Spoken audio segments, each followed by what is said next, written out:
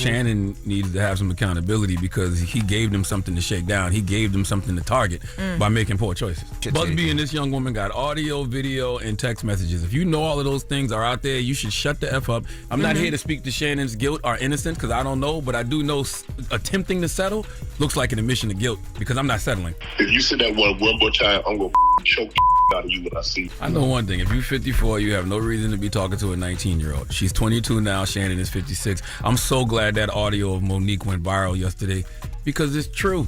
Sit your old down and go find somebody your age and build a family with them. As I said yesterday, men, we need stability and we need discipline. Charlamagne the God goes off on Shannon Sharpe for new essay claims, and the fallout is already scorching.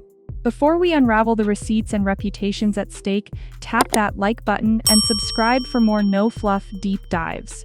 We deliver facts, receipts, and just enough chaos. And trust me, you'll want to see where this saga ends. Now, this woman is alleging that Shannon Sharpe her multiple times over the course of a 2-year relationship. The relationship that they had was and she says that she alleges that the was brutal, like it was very it was aggressive. Morning radio rarely feels like ground zero for a cultural quake, yet that is exactly what erupted when Charlamagne the God cracked open the mic at 6 a.m. His cadence, half Baptist preacher, half Brooklyn stoop philosopher, announced that a $50 million civil suit now shadowed Hall of Fame tight end turned media star Shannon Sharpe. He tells her and threatens her allegedly to say that like he will her if she ever does that again. But the part of it, she says that she was allegedly anally twice and that it was very, very brutal. She says that she was allegedly anally twice and that it was very, very brutal. She alleges the last incident happened January 2025. In seconds, the studio's neon glow felt more like a war room than a comfort zone. Charlamagne cited fresh Nevada filings alleging sexual misconduct so serious that the claimant's damages request soared into 8-figure territory. The fact that if this is true, right, why would she go grab Tony Busby as the lawyer? Yeah, if you want to be taken seriously, you don't go get Tony Busby. Because at that point, she said that they were in a they were in an actual relationship. They were in Vegas together. So when that happened, she had already kind of been, in this thing where he's verbally abusive, allegedly, but she thought that they were together. Producer Taylor's eyes flicked between red recording lights and trending feed monitors, watching algorithms ignite. DJ Envy, ever the instigator, asked whether Sharpe's decades-long brand equity could evaporate before breakfast even cooled. So then I said to him, well, they're also saying in Shannon Sharpe's statement that there's a video that has been altered. I reached out to Attorney Busby and I asked him, first of all, did this happen? Did you guys file this because of that $100 million podcast negotiation conversation? And he said they've been in contact with Shannon Sharpe's counsel since February, long before any announcement. Charlamagne framed the coming hour as a graduate seminar in reputation economics, promising listeners they would exit the segment with a PhD in public relations triage. By linking the story to broader questions, how does society decide guilt in real time? What happens when the court of public opinion meets the literal courthouse? He guaranteed commuters would sit in parking lots long after they reached offices, unwilling to miss a single syllable. Tony Busby said to me, he is a liar. He never even actually saw it. It wasn't even referenced or referred to in the case we filed. But now that his lawyer has breached the mediation agreement that Mr. Sharpe's counsel insisted upon, it should be known that there is indeed a video to make it look like their or whatever is non-consensual when it's actually consensual if you show the full video. The host's voice dipped to a conspiratorial hush as he previewed exclusive legal commentary, leaked sponsor memos, and an on-air attorney ready to dissect every line of the complaint. The stakes felt less like gossip and more like a referendum on how modern culture monetizes suspicion. I haven't seen anything. I don't know anything. I don't even know this person. This is a civil case.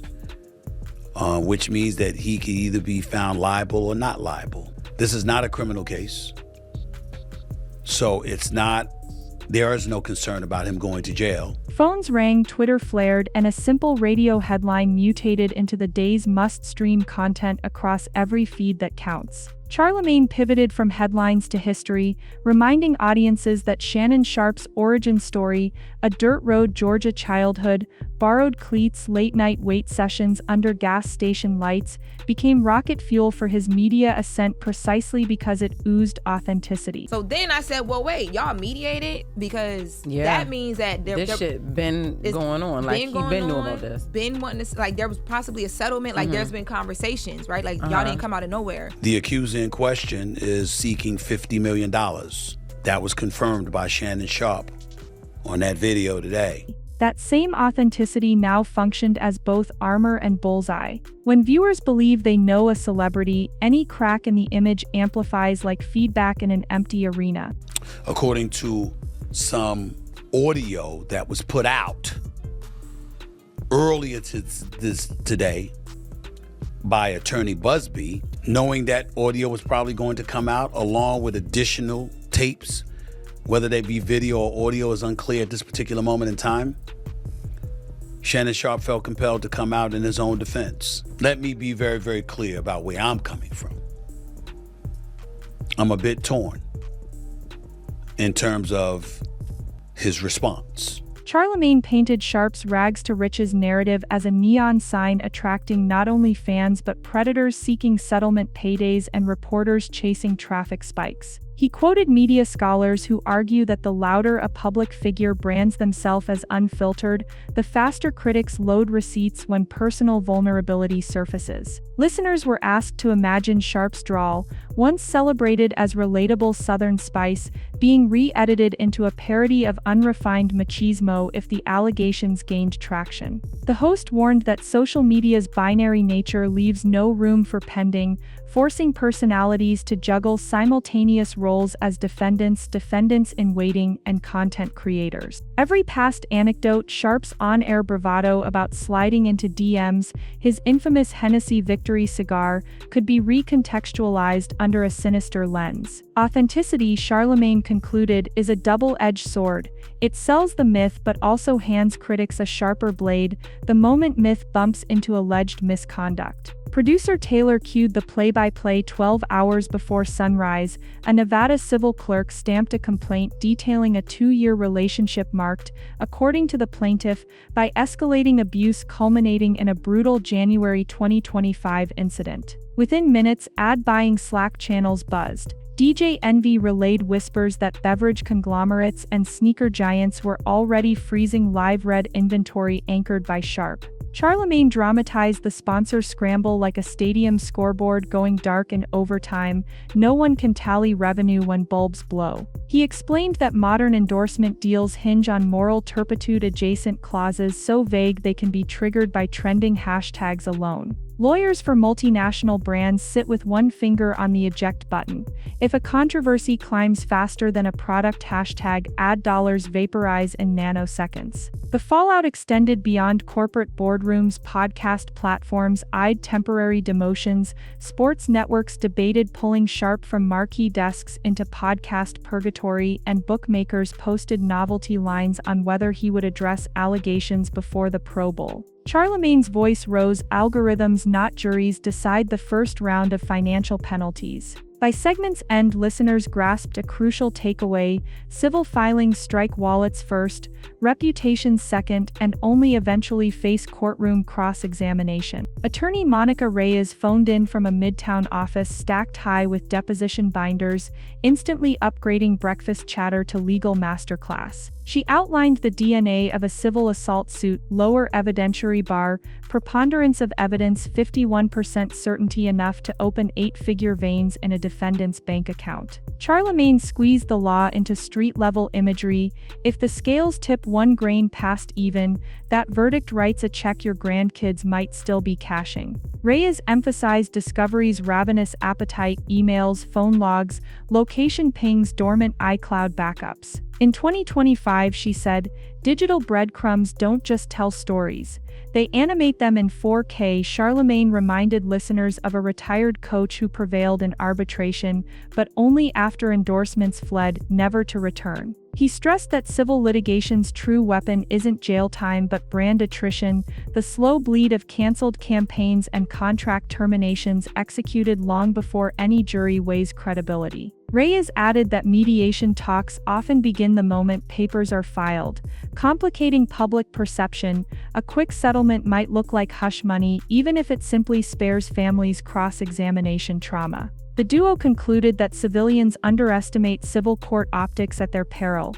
Reputations can implode on 51% certainty, with no orange jumpsuit in sight. Charlamagne turned the spotlight to Wall Street's real puppet masters, corporate marketing chiefs brandishing morality clauses like guillotines. He read aloud a leaked line from a beverage sponsor: retention of talent contingent on avoidance of scandalous conduct or appearance thereof. That phrase, appearance thereof, became the segment's ominous refrain. DJ Envy reported agencies drafting freeze memos by dawn, instructing radio affiliates to replace Sharpe's live reads with evergreen promos until sentiment normalizes. Charlamagne likened the scramble to a defensive coordinator pulling the star quarterback after spotting dark clouds, even if the storm never lands. Sponsors, he argued, fear social media lightning more than courtroom thunder. He showcased spreadsheets mapping sentiment scores. A single viral thread could sink a month of brand lift. Meanwhile, edgier advertisers, CBD oils, NFT games began circling, eager to buy inventory at fire sale rates. Charlamagne warned that accepting those lifelines risks permanent rebranding from mainstream icon to controversy magnet.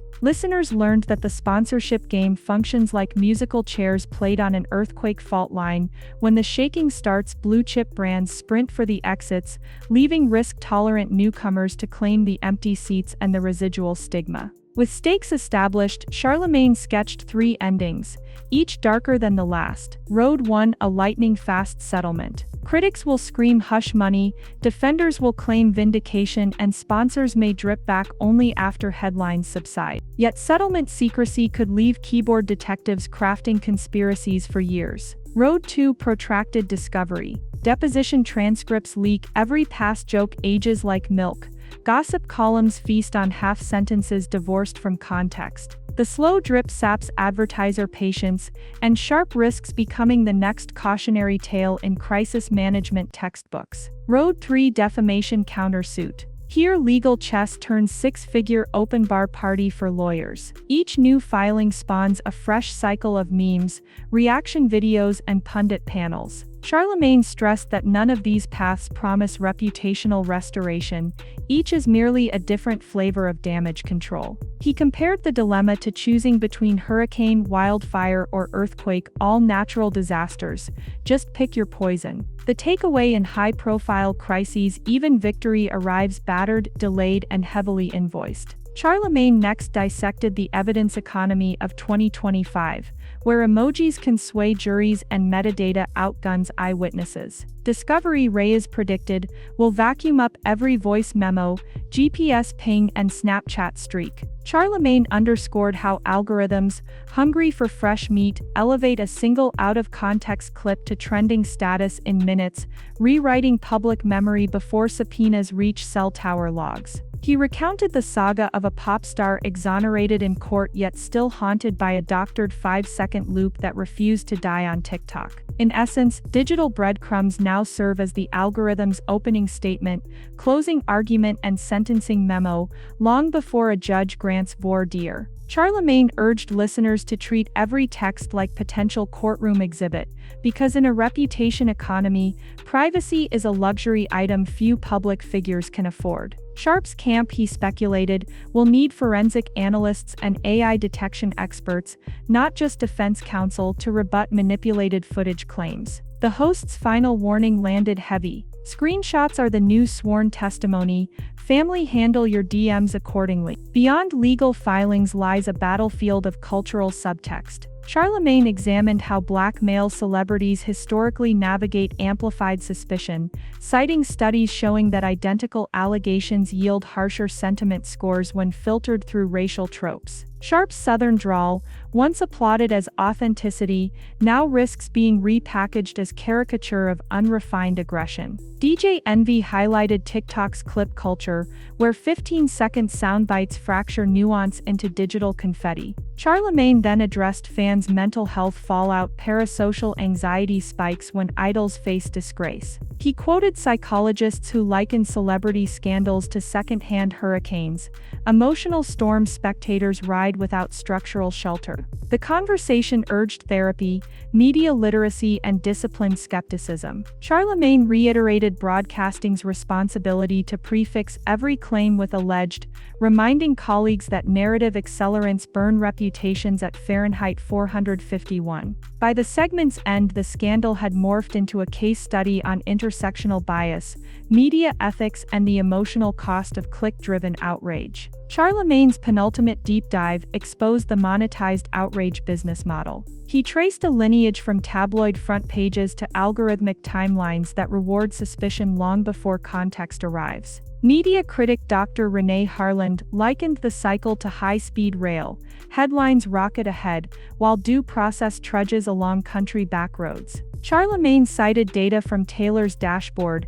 A 63% surge in concurrent listeners proves long-form context still sells, but only when delivered with sincerity. He scolded outlets rushing half-baked leaks for engagement sugar highs, comparing it to athletes blood doping on outrage. Harland warned that every misreported fact erodes public trust, making it harder for genuine victims to be heard. Charlamagne implored creators to resist viral bait, brand managers to weigh principle with profit, and audiences to practice scroll discipline, read filings not just captions. The message landed in a culture where clicks convert to cash.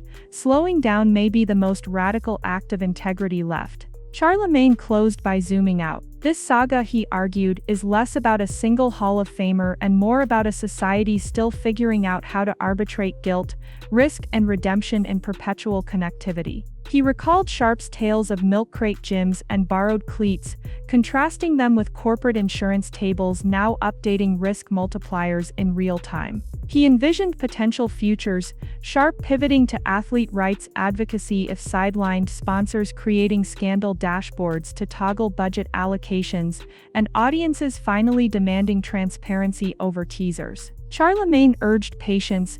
Due process is slow by design, and gratitude for record-setting engagement that proves listeners crave depth over drive-by drama when given a choice. His parting wisdom: reputations pivot on razor-thin timelines.